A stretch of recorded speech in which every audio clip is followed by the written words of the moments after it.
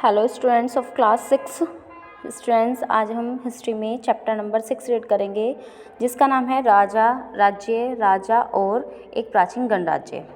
ठीक है बच्चों, स्टार्ट करते हैं इस चैप्टर को। इसमें क्या बताया गया है, राज्य कैसे होते थे पहले के, मतलब कुछ लोग शासक कैसे बने, बताया पहले कि जो शासक होते थे वो कैसे बनते थे। लगभग 50 वर्षों से हम अपने शासकों का चुनाव मतदान के जरिए करते आ रहे हैं, यानी कि हम अपना शासक या अपना राजा जो चुनते हैं वो मतदान के जरिए चुनते हैं। लेकिन बहुत पहले लोग शासक कैसे बनते थे, हमने अध्याय में यह पढ़ा भी था कि कुछ राजा संभवतः जन यानी लोगों द्वारा चुने जाते थे, परंतु करीब 3000 साल पहले राजा बनने की इस प्रक्रिया में कुछ परिवर्तन दिखाई दिए। कुछ लोग बड़े बड़े यज्ञों को आयोजित कर राजा के रूप में प्रतिष्ठित हो गए। पहले क्या होता था बच्चों, अश्वमेध यज्ञ एक ऐसा आयोजन था। इसमें क्या होता था, एक जो घोड़ा होता था राजा की, एक घोड़े को राजा के लोगों की देखरेख में स्वतंत्र विचरण के लिए छोड़ दिया जाता था। मतलब क्या होता था कि राजा की देखरेख के लिए उसे एक घोड़े को एक राजा कोई भी छोड़ देता था। इस घोड़े को किसी दूसरे राजा ने रोका तो अगर मतलब कोई राजा उस घोड़े को पकड़ लेता था तो उसे क्या करना था, उसे वहाँ अश्वमेध यज्ञ करने वाले राजा से लड़ाई करनी पड़ती थी, यानी कि जिसका वो घोड़ा गया था उसके साथ युद्ध करना होता था, जो भी उस घोड़े को पकड़ता था। अगर उन्होंने घोड़े को जाने दिया तो इसका मतलब यह होता था कि अश्वमेध यज्ञ करने वाला राजा उनसे ज़्यादा शक्तिशाली था। अगर वे नहीं पकड़ते थे उस घोड़े को तो वे मान लेते थे कि जिसका ये घोड़ा है वह शक्तिशाली है, लेकिन जिसमें हिम्मत होती थी वो क्या करता था, उस घोड़े को पकड़ता था और उस राजा के साथ युद्ध करता था। ठीक है, इसके बाद उन राजाओं को यज्ञ में आमंत्रित किया जाता था। यह यज्ञ अवस्थित पुरोहित द्वारा संपन्न किया जाता था। इसके लिए उन्हें उपहारों से सम्मानित किया जाता था। अश्वमेध यज्ञ करने वाले राजा बहुत शक्तिशाली माना जाता था, यानी कि जो घोड़ा छोड़ता था वो राजा बहुत शक्तिशाली माना जाता था। जब भी तो वो अपने साथ किसी को युद्ध के लिए आमंत्रित करता है। यज्ञ में आमंत्रित सभी राजा उसके लिए उपहार लाते थे। इन सभी आयोजनों में राजा का मुख्य स्थान होता था। उसे राज सिंहासन या बाघ की खाल के एक विशेष आसन पर बिठाया जाता था। युद्ध क्षेत्र में राजा का सारथी उसका सहचर होता था। यज्ञ के अवसर पर वह राजा की विजय तथा अन्य गुणों का गान करता था। राजा के सगे संबंधी खासकर उनकी रानियों एवं पुत्रों को भी छोटे छोटे अनुष्ठानों करने हेतु होते थे। अन्य सारे आमंत्रित राजाओं का काम सिर्फ बैठकर यज्ञ की पूरी प्रक्रिया को देखना भर था, मतलब सब सिर्फ देखते थे। राजा के ऊपर पुरोहित पवित्र जल के छिड़काव के साथ साथ अन्य कई अनुष्ठान करता था। विष तथा वैश्य जैसे सामान्य लोग उपहार लाते थे जिन्हें पुरोहित शूद्र मानते थे, उन्हें कई अनुष्ठानों में शामिल नहीं किया जाता था। फिर बच्चों उस टाइम पे 4 वर्ण भी होते थे। इस समय क्या होता था, वर्ण के बारे में पढ़ते हैं। इस समय उत्तर भारत में खासकर गंगा यमुना के क्षेत्र में कई ग्रंथ रचे गए। ऋग्वेद सबसे पहला कौन सा वेद है बच्चों, ऋग्वेद है। ऋग्वेद के बाद रचे होने के कारण ये उत्तर वैदिक ग्रंथ कहे जाते थे। इसके बाद सामवेद, यजुर्वेद, अथर्ववेद तथा अन्य ग्रंथ शामिल हैं। पुरोहितों द्वारा रचित इन ग्रंथों में विभिन्न प्रकार के अनुष्ठान और उनके संपादन की विधियाँ बताई गई हैं। इनमें सामाजिक नियमों के बारे में भी बताया गया है। उस समय समाज में कई समूह थे जिनमें पुरोहित, योद्धा, कृषक, पशुपालक, व्यापारी, शिल्पकार, श्रमिक, मछली पकड़ने वाले तथा जंगल में रहने वाले लोग शामिल थे।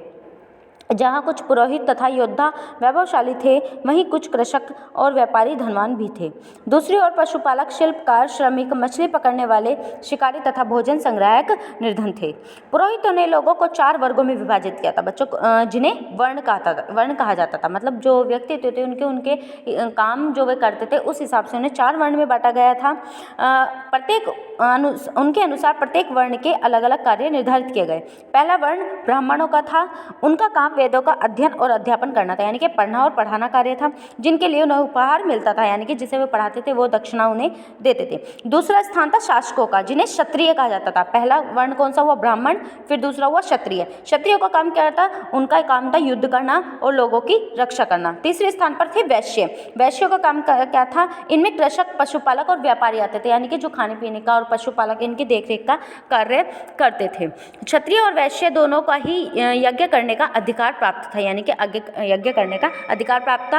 वर्णों में अंतिम स्थान शूद्रों का था बच्चों। चौथा वर्ण जो था वो कौन सा था, शूद्र। पहला था ब्राह्मण, दूसरा था क्षत्रिय और तीसरा था वैश्य और चौथा था शूद्र। शूद्र सबसे नीची जाति का होता था। इनका काम क्या होता था, अन्य वर्णों की जो अन्य 3 वर्ण हैं उनकी सेवा करना। उन्हें कोई अनुष्ठान करने का अधिकार नहीं प्राप्त होता था, यानी कि ना शिक्षित होने का, ना शिक्षा ग्रहण करने का, ना शिक्षित करने का। प्राय औरतों को भी शूद्रों का शूद्र माना जाता है, यानी कि जो औरत होते स्त्री होती थी उन्हें भी निचले स्थान पर रखा जाता था। महिलाओं तथा शूद्रों को वेदों के अध्ययन का अधिकार नहीं था, यानी कि जो महिलाएं होती थी वो वेद का अध्ययन नहीं कर सकती थी। ठीक है बच्चों, फिर है पुरोहित जनपद। जनपद में अगला बटा था जनपदों में। महायज्ञों को करने वाला राजा अब जन के राजा न होकर जनपदों के राजा माने जाने लगे। जनपद का शाब्दिक अर्थ जन के में बसने की जगह होता है। पुरातत्वविदों ने इन जनपदों में की कई बस्तियों की खुदाई की। दिल्ली में पुराना किला, उत्तर भारत में मेरठ के पास हस्तिनापुर और एटा के पास अंतरखेड़ा इनमें प्रमुख है। खुदाई से पता चला कि लोग झोपड़ियों में रहते थे और मवेशियों तथा जानवरों तथा अन्य जानवरों को पालते थे। वे चावल, गेहूँ, धान, जौ, दाल, गन्ना, तिल तथा सरसों जैसी फसलें उगाते थे। लोग मिट्टी के बर्तन भी बनाते थे। इनमें से कुछ धूसर और कुछ लाल रंग के होते थे। इन पुरास्थलों में कुछ विशेष प्रकार के बर्तन मिले हैं जिन्हें चित्रित धूसर पात्र के रूप में जाना जाता है। जैसा कि इनके नाम से ही स्पष्ट है कि इन बर्तनों पर चित्रकारी की गई है। ये आमतौर पर सरल रेखा में तथा ज्यामितीय आकृतियों के रूप में है। फिर आते हैं महाजनपद। करीब 2500 साल पहले कुछ जनपद अधिक महत्वपूर्ण हो गए, इन्हें महाजनपद कहा जाने लगा। मानचित्र में ये बताया भी गया बच्चों। महाजनपदों को दिखाया गया है। अधिकतर महाजनपदों की एक राजधानी होती थी। कई राजधानियों में किलेबंदी की गई थी, अर्थात इनके चारों लकड़ी, ईंट या पत्थर की ऊंची दीवारें बनाई गई थी। उसे कहा जाता था बच्चों किलेबंदी करना, उसे चारों ओर से बंद कर देना। ऐसा लगता था लोगों ने अन्य राजाओं के आक्रमण से डरकर अपनी सुरक्षा के लिए इन किलों का निर्माण किया है, क्योंकि वो पूरे पैक होते थे। कुछ राजा अपनी राजधानी के चारों ओर विशाल और प्रभावशाली दीवार खड़ी कर अपनी समृद्धि और शक्ति का प्रदर्शन भी करते थे। इस तरह से किले के अंदर रहने वाले लोगों और इस क्षेत्र पर नियंत्रण रखना भी सरल हो जाता होगा। इस तरह की विशाल दीवार बनाने के लिए व्यापक योजना की व्यवस्था की आवश्यकता थी और लाखों की संख्या में ईंटों तथा पत्थरों का इंतजाम करना पड़ता था। हजारों स्त्री पुरुषों तथा बच्चों ने इसके लिए अथक परिश्रम किया होगा। इनके लिए संसाधनों की आवश्यकता पड़ती होगी।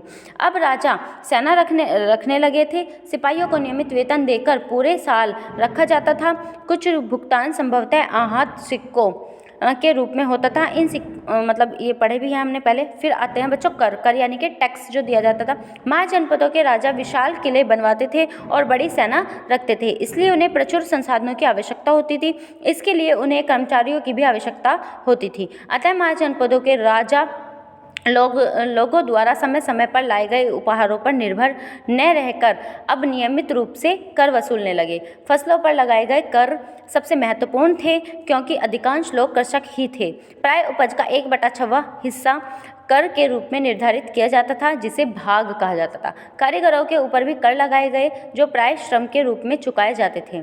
जैसे कि एक बुनकर, लोहार या सुनार को राजा के लिए महीने में 1 दिन का काम करना पड़ता था। पशुपालकों को जानवरों या उनके उत्पाद के रूप में कर देना पड़ता था। व्यापारियों को सामान खरीदने बेचने पर भी कर देना पड़ता था। आखेट को यानी कि जो शिकारी करने वाले थे उन्हें बोला जाता था आखेट को, तथा संग्राहकों को जंगलों से प्राप्त वस्तुएं देनी होती थी। यानी कि ये सब उस टाइम पे कर लगाए जाते थे। फिर हुआ कृषि में परिवर्तन किस प्रकार हुआ। इस युग में कृषि के क्षेत्र में 2 बड़े परिवर्तन आए। हल के फॉल, जो हल होता है उसका जो आगे का हिस्सा होता है, फॉल अब लोहे के बनने लगे। अब कठोर जमीन को लकड़ी के फॉल की तुलना में लोहे के फॉल से आसानी से जोता जा सकता था। इससे फसलों की उपज बढ़ गई। दूसरे लोगों ने धान के पौधों का रोपण शुरू किया, अर्थात खेतों में बीज छिड़ककर धान उपजने के बजाय धान को पौध तैयार कर उनका रोपण शुरू किया गया। अब पहले की तुलना में बहुत ज़्यादा पौधे जीवित रह जाते थे, इसलिए पैदावार भी ज़्यादा होने लगी। इसमें कमर तोड़ परिश्रम लगता था। ये काम ज़्यादातर दास या भूमिहीन खेतिहर मजदूर करते थे।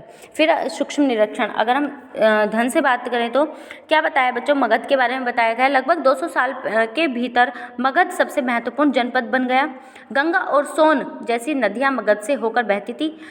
ये यातायात, जल वितरण और जमीन को उपजाऊ बनाने के लिए बहुत महत्वपूर्ण थी। मगध का एक हिस्सा जंगलों से भरा था। इन जंगलों में रहने वाले हाथियों को पकड़कर उन्हें प्रशिक्षित कर सेना के काम में लगाया जाता था। यही नहीं, जंगलों से घर, गाड़ियाँ तथा रथ बनाने के लिए लकड़ी मिलती थी। इसके अलावा इस क्षेत्र में लौह अयस्क की खदानें हैं। मजबूत औजार और हथियार को बनाने के लिए ये बहुत उपयोगी हैं। मगध में दो बहुत ही शक्तिशाली शासक बिंबिसार और अजातशत्रु हुए। अन्य जनपदों को जीतने के लिए हर संभव साधन अपनाते थे। महापद्नंद एक और महत्वपूर्ण शासक था। उन्होंने अपने नियंत्रण का क्षेत्र इस उपमहाद्वीप के उत्तर पश्चिमी भाग तक फैला लिया। बिहार में राजगृह कई सालों तक मगध की राजधानी बनी रही। बाद में पाटलिपुत्र, आज का पटना जिसे कहा जाता है, को मगध की राजधानी बनाया गया। 2300 साल पहले की बात है। मैसेडोनिया का राजा सिकंदर विश्व विजय करना चाहता था। पूरी तरह सफल न होने पर भी वह मिस्र और पश्चिमी एशिया के कुछ राज्यों को जीतता हुआ भारतीय उपमहाद्वीप में व्यास नदी के किनारे तक पहुंच गया। तब जब उसने मगध की ओर कुछ करना चाहा, मतलब मगध को जीतना चाहा, तो उसके सिपाहियों ने इनकार कर दिया। वे इस बात से भयभीत थे कि भारत के शासकों के पास पैदल, रथ और हाथियों की बहुत बड़ी सेना थी। फिर आगे क्यों नहीं हुए? वज्जी, जैसा कि ऊपर पढ़ा है कि मगध एक शक्तिशाली राज्य बन गया था। उसके नज़दीक ही वज्जी राज्य था, जिसकी राजधानी वैशाली, बिहार थी। यहाँ एक अलग किस्म की शासन व्यवस्था थी, जिसे गण या संघ कहते थे। गण या संघ में कई शासक होते थे। कभी कभी लोग एक साथ शासन करते थे, जिसमें से प्रत्येक व्यक्ति राजा कहलाता था। ये सभी राजा विभिन्न अनुष्ठानों को एक साथ संपन्न करते थे। सभाओं में बैठकर ये बातचीत, बहस और वाद विवाद के जरिए तय करते थे कि क्या करना है और किस तरह करना है। शत्रुओं के आक्रमण से निपटने के लिए वे मिलकर चर्चाएं करते थे। स्त्रियां, दास तथा कर्मकार इन सभाओं में हिस्सा नहीं ले सकते थे। बुद्ध तथा महावीर दोनों ही गण संघ से संबंधित थे। बौद्ध साहित्य में संघ के जीवन का बहुत ही सजीव वर्णन मिलता है। ठीक है बच्चों, इस प्रकार हमने ये चैप्टर पढ़ा। इसमें क्या है, कई शक्तिशाली राजा इन संघों को जीतना चाहते थे। इसके बावजूद उनका राज्य अब से लगभग 1500 साल पहले तक चलता रहा। उसके बाद गुप्त शासकों ने गण और संघ पर विजय प्राप्त कर उन्हें अपने राज्य में शामिल कर लिया। ओके बच्चों, यहीं आपका चैप्टर कंप्लीट होता है। सभी बच्चे वीडियो को ध्यान से सुनेंगे। Thank you, have a nice day.